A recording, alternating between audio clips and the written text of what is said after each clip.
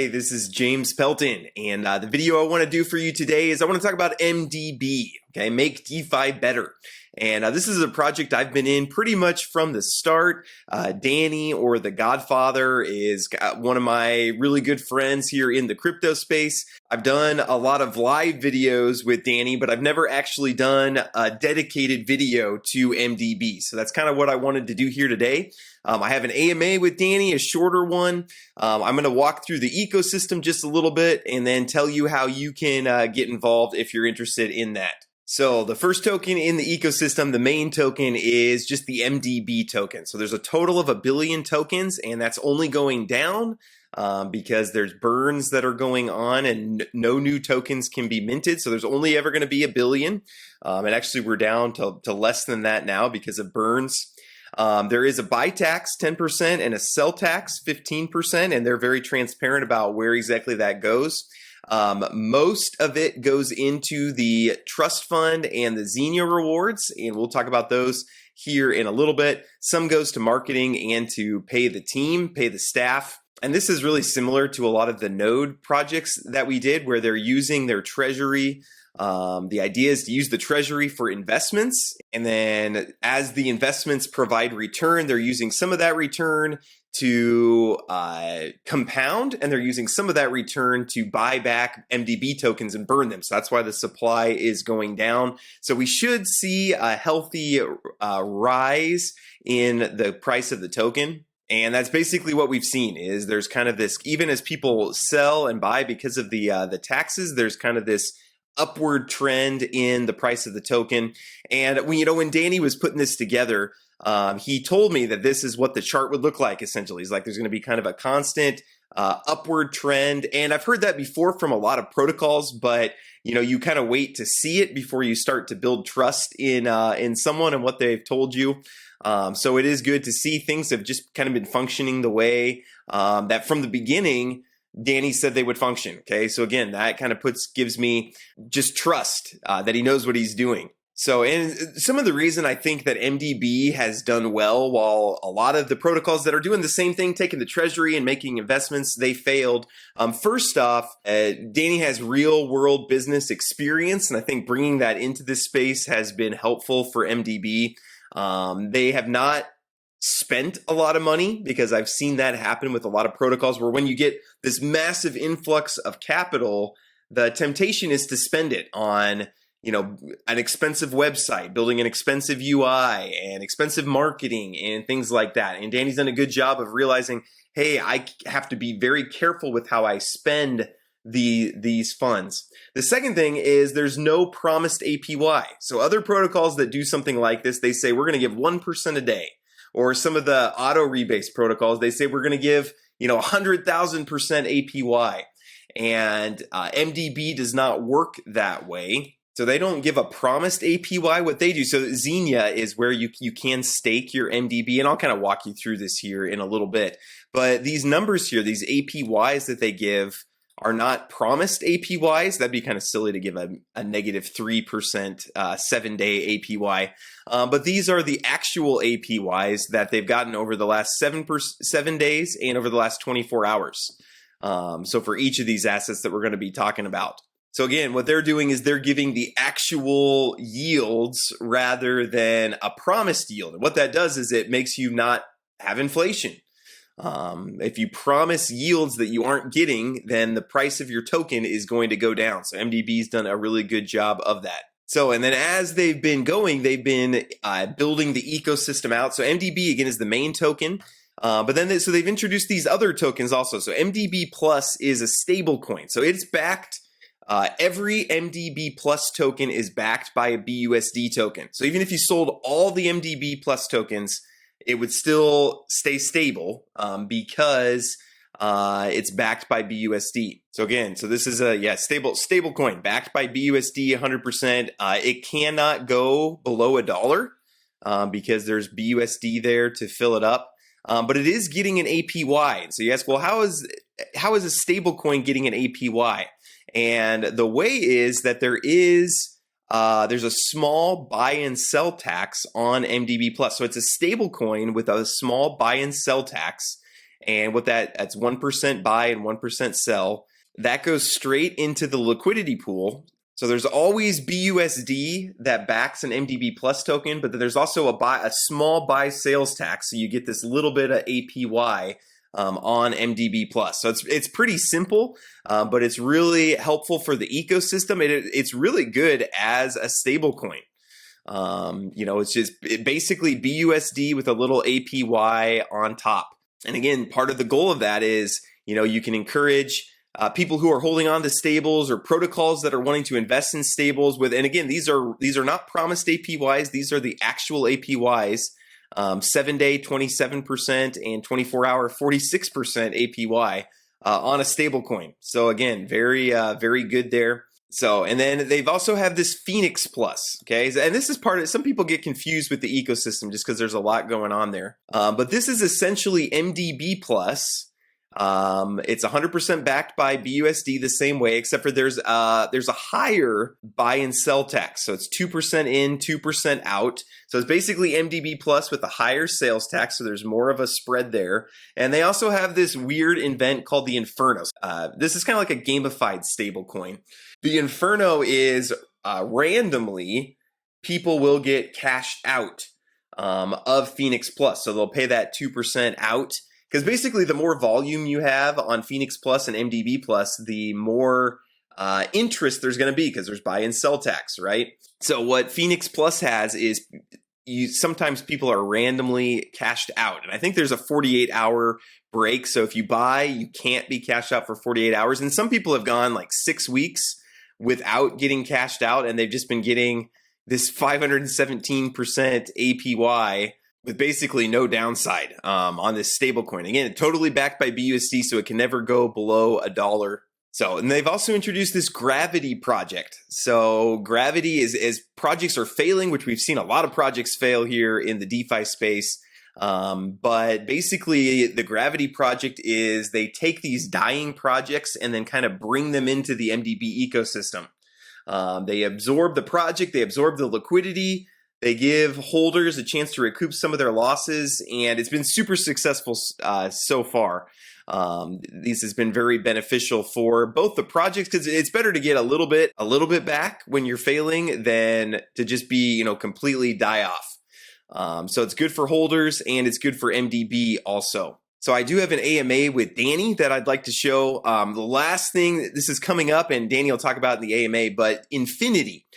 So Infinity is going to be just a more extreme version of MDB. So you can have MDB Plus, which is a stable coin. Then you have Phoenix Plus, which is a extreme version. We have MDB, and then Infinity is going to be a extreme version of MDB. So it's going to be a lot more volatile. So again, MDB is kind of this steady, 20%, 30%.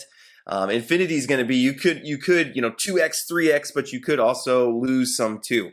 So again, just more things coming for the MDB ecosystem. I do have an AMA with Danny, a shorter one. Please do hit the like button. If you like this project, you like Danny, you like what they're doing, please hit like. Comment down below what other projects you'd like me to go take a look at and do kind of a deep dive in. But yeah, here's my AMA with Danny, the Godfather from MDB. Like, where did the idea from MDB come from? Like, what were you trying to build? What did you see out there where you're like, hey, I want to build this token out there?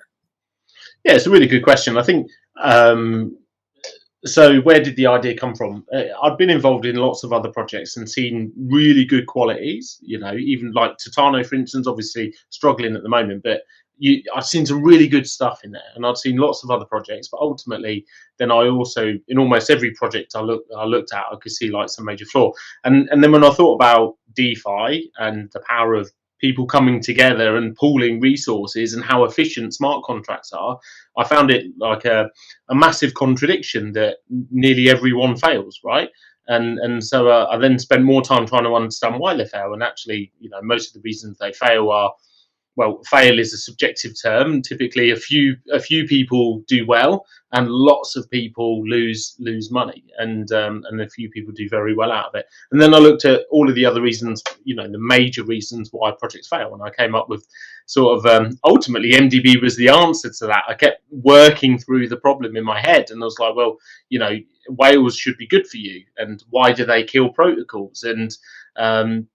And then thinking about, inflation, for instance, was a big thing at the time because of the amount of rebase tokens around, and then even I'd seen a very small project who use they had a very similar model to MDB. They'd said, okay, we'll take some taxes, we'll invest those taxes, and we'll use the returns to help burn supply and grow.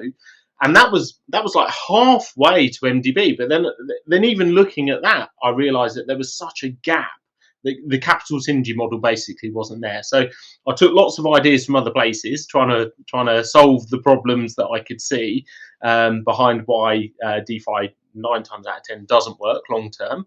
And I came up with MDB, and capital synergy was, I suppose, the final sort of like light bulb moment where I realised that if you had these ratios, and as long as the fund performed, then one of two things would happen. The price would crash and you would eat the supply, and therefore the amount of cash divided by the amount of tokens would increase, or the price would increase and the amount of cash divided by the number of tokens would increase. So either way, actually, the worst case scenario is being in the middle. Being in either scenario actually is kind of really positive. If you get lots of volume, then it booms. If you got a huge amount of sales, if it was really bearish, then actually it would perform better longer term because of the mathematics. So we've seen a lot of I'm trying to figure out what is the special sauce in MDB, because we've seen a lot of these trust fund type projects, where it's building a treasury and then it's going out and investing it. And just most have not worked very well. And so I'm trying to figure out, why do you think MDB has been as successful as it has been, and why do you think it will continue to be successful when I've seen 100 other projects doing it? It seems like kind of the similar thing, but they don't work out. What do you think is kind of the secret sauce there? I think, if I'm brutally honest, and I think one of the reasons why people joke about an MDB fork, you could copy our contracts, but it'd be impossible to recreate what we do, because I suppose what we do requires a lot of discipline for a start, requires a lot of patience, which is hard to come by typically within DeFi, and also it requires us to draw on all of our business experience. I look at the sums of money that other projects spend, it blows my mind. Absolutely blows my mind. And I suppose because we've got lots of life and business experience, I'll give you an example. Our website, our second generation of our website, started off as a $25,000 quote, and we paid $5,000, right? And maybe with less experience and less conviction around the mathematics of our model, we'd be $20,000 worse off, and that's $20,000 that you can buy back and burn MDB. So I think, without sort of being too complimentary about sort of us as a team, our life experience, I think, comes through. And there's a very simple equation, actually. As long as we can have more revenue streams than our monthly running costs, then ultimately the only way you can lose money is because somebody else made it off you in the system, right? There isn't this kind of hole in the bucket that's bleeding out. Probably one of the things that I didn't mention, in terms of one of the biggest things that we identified that killed projects, apart from teams themselves being dysfunctional or incompetent, another thing we notice is financial mismanagement before you've even started. So, if there's one thing you want to, if you want to make a Ponzi any harder than it already is, take some of the money out of the pot before you even get going. It's just mathematical lunacy, to be honest. So I suppose we applied all of that, and so that's why we didn't take any money out of the initial raise. And actually, if we'd taken $250,000 to pay every man and his dog to do whatever, then maybe it would have been more difficult for us to get through the bear market. And they're sort of the rules that we've applied and we live to. And I think people talk about age, but experience is really useful, because somebody comes to us and says, hey, we'll going to find you 10 bazillion new holders, and we look and we say, well, we want to be ready for the worst case scenario. And that's why we've stood up really well. We've managed the finances pretty well, I think. And yeah, as long as we bring in more money from the outside than we spend on our running costs, then the only way you can lose money is because James is a shark and he's out traded you, and that's part of the game. Can I ask, so when Xenia was released, starting to get yield now on our MDB and things like that, Yeah. How are those numbers calculated of the stakings producing? Yeah, and I think maybe one of the issues is when you start talking about fixed APYs, what you're doing is locking yourself into a future performance that you don't know. Whereas everything that you see on Xenia is a backwards looking measurement of the last 7 days or since launch. So it's what you have been getting rather than what you will get. It's not a projection; it's a lag measure actually rather than a lead measure. And yeah, and that's very sustainable because it comes from the buy and sell taxes largely.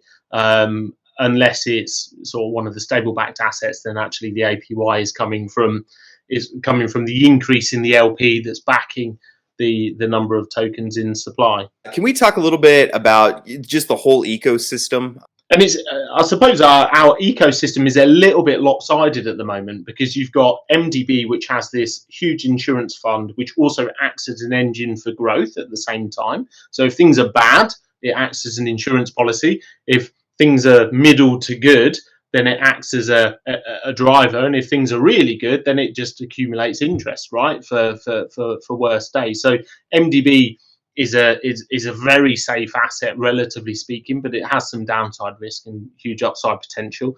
Everything else within the ecosystem is designed to support MDB. Everything I do is about burning MDB or growing the value of MDB. So MDB Plus and then Phoenix Plus. Yeah. So look, everything that you see here helps MDB in one way or another, whilst it's its own asset class. So MDB Plus has that fantastic APY. If you go down slightly, you can see stable backed assets just at the bottom of the screen. You can see that the 7 day there, that's looking really good. Actually, it's up to 29%, which is, for something that can't depreciate in value. And that's a very local measure. That's the last 7 days. But 40% of our LP is on MDB Plus. So that means that 40% of our LP has grown an appreciating rate of 29% annually. So there's lots of roads back to MDB. Phoenix Plus, the protocol invests in Phoenix Plus, so the APY is very high, but then the amount that the protocol invests in it is always growing. So that ultimately just acts as a revenue stream, and then you've got the staking and the farming, which ultimately the farm offers a much deeper liquidity for the protocol, which offers more price stability.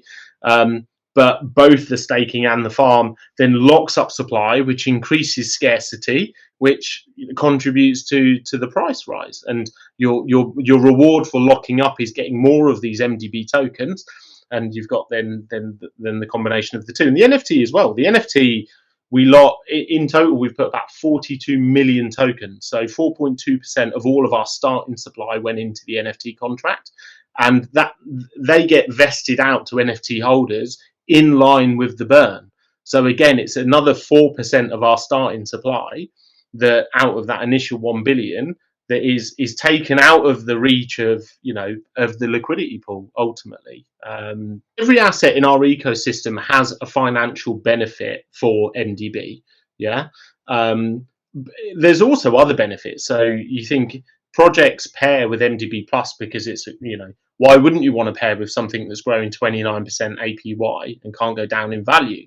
But that also means that Protocol X are on Obsidian Council, I think, today, and people are saying, "Oh, great that you're paired with MD. You're partnered with MDB." So it's a great marketing tool for us. Whilst really, actually, we also benefit financially as MDB, and in addition to that, also it means that people might lump in a load of capital into MDB Plus. You might have, $20,000 in stables, and you think, well, I'll stick it in MDB Plus to get much better return. MDB has a big dip, and you think, well, I'm going to take maybe a quarter of my stables and buy up some of this MDB whilst it's cheap. So there's lots of sort of like knock-on benefits. Could you talk a little bit about the Gravity project? That's something people have been asking me about. What your plans are with that? Have you used it yet on any projects? Do you want to talk through that a little bit? Yeah, so Gravity project, our most plagiarized mechanism actually, and we have actually used it several times. We in fact, we started our first gravity project on the day that we launched MDB. In fact, we found the first project to rescue before we'd even launched our own project, and we included them in the initial airdrop. So that was the first of 4 tokens across 3 different ecosystems. We've had lots of other near misses as well, and actually that's been a huge driver for us. It's helped grow the community. It's brought in a lot of liquidity. I think total liquidity in the first 3 months from gravity, somewhere in the region, I would say, of around $400,000 across 3 months. We're only a 8 million market cap token, right? So if you're, we're very comfortable that by the end of September, we'll be generating somewhere in the region of $200,000 to $350,000 a month. You divide that by the number of tokens in circulation, that is your true ROI. So for the size of our protocol, our income streams are they're going to be pretty interesting. What's on the roadmap? What are you excited about that's coming up soon? Yep. And we can kind of close with that. Yeah. So look, the big thing for us, we've got this lopsided ecosystem at the moment, which is very safe, very secure, very sustainable. And there's this part that's in all of us, which is, we want a bit of fun. We want to spend a bit of our life with someone that's very high on the crazy hot scale, maybe not too much time. And Infinity will be an absolute monster. It's a very extreme version of capital synergy. So there is a level of security in there, but there will be a huge amount of volatility. There will be opportunities to do multiple X's in a day within Infinity, but with that level of reward becomes an element of risk as well. So Infinity is going to be potentially, for many people that have got FOMO, an opportunity to feel like they're starting again with MDB. But it will be extreme, and it will drive significant volume through MDB by proxy, because you'll be able to stake Infinity or you can trade it with very low taxes. And we'll also be working with a number of strategic partners, which will play a very key role in it. More details to come, and it will also be paired with Phoenix Plus, our extreme version of MDB Plus. So we predict that Phoenix Plus will start to see APYs north of 4 figures once we start getting towards Infinity and post-Infinity launch. So that'll be an asset that has, the worst luck in the world. You could lose 6%, but it will be running at sort of over 1,000% APY, certainly in its first sort of few weeks, and potentially even for the long term. Can you talk a little bit more about what Infinity is? Infinity is a much more extreme version of MDB, where you can earn significant staking rewards, or you can trade it for potentially huge gains. But that also comes with downside risk as well, and that's the choice you make in life. And it will be an absolute monster. Infinity is quite frankly is terrifying, and but also it will just invigorate the whole ecosystem at the same time. Okay, very cool. Well, I'm looking forward to that. All right, I hope you enjoyed that AMA with Danny from MDB. If you'd like to get started and become part of the ecosystem, the easiest way is just buying this MDB token. And this is actually one of my favorite tokens to buy because they have a swapper address. So you can just copy the swapper address and you can send BNB to that address. So you just go to your wallet, go to BNB and click send to that address. Send as much as you'd like. Again, I don't have any BNB in there, but you send it and then they send back MDB tokens. Okay, so it's a really fun way to buy. And if you don't want to do it that way, you can just buy on PancakeSwap, and again, I'll put a link to that as well. Once you have it bought, they do have staking now, so you're going to go to Launch App, which opens their Xenia app, and you just go down here, you can buy, sell here, and then you can stake your MDB, and it's currently giving about 24% on your MDB.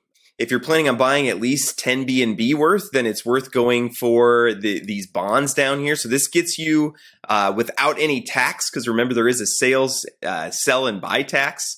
It's locked for 60 days, but there's no buy tax. Okay, so if you're going to buy at least 10 BNB and you think you're going to hold it for at least 60 days, definitely do a bond is your best option there. As always, there's also a little bit of a riskier option, but you can combine your MDB and BNB and stake into these liquidity pool tokens. You get a higher APY if you want to go that way. Then you can also get into MDB Plus and Phoenix Plus. So you just buy again here, and you can buy the same way by sending to the contract addresses BNB, and they'll send you back MDB Plus. And again, Phoenix stablecoin with a higher APY, but there is that 2% buy tax and sell tax, and that random inferno event. So if you're thinking about risk, probably MDB Plus is the lowest risk, as it's just a stable coin and it's providing a pretty significant APY. So if you're wanting to just get kind of in, low risk, low reward, MDB Plus probably the way to go. Just buy some of that. Probably a mid-range option is the MDB token, which again is going to have this uptrend, but there's going to be daily volatility. But then you can stake it, for the 24%. You can see that's where most of the TVL is on this project, is in just MDB staking. You can do the farming if you'd like, and if you want to kind of do the higher risk, higher return, you can go to Phoenix Plus, or you can wait for Infinity. But all in all, very, very cool project. One of my top 10. Currently where I have it is at number 6. So you can see it's at number 6 right now. The thing that's making it rank a little bit lower is it doesn't provide quite the passive income that some of these other projects do. But still one of my top projects. Danny, one of the best guys in the space, and one of the projects that I feel best about. So again, please hit the like button on your way out. Appreciate you guys watching. Got a lot of fun videos coming out this week, so stay tuned for those. And I hope everybody has a great rest of their day.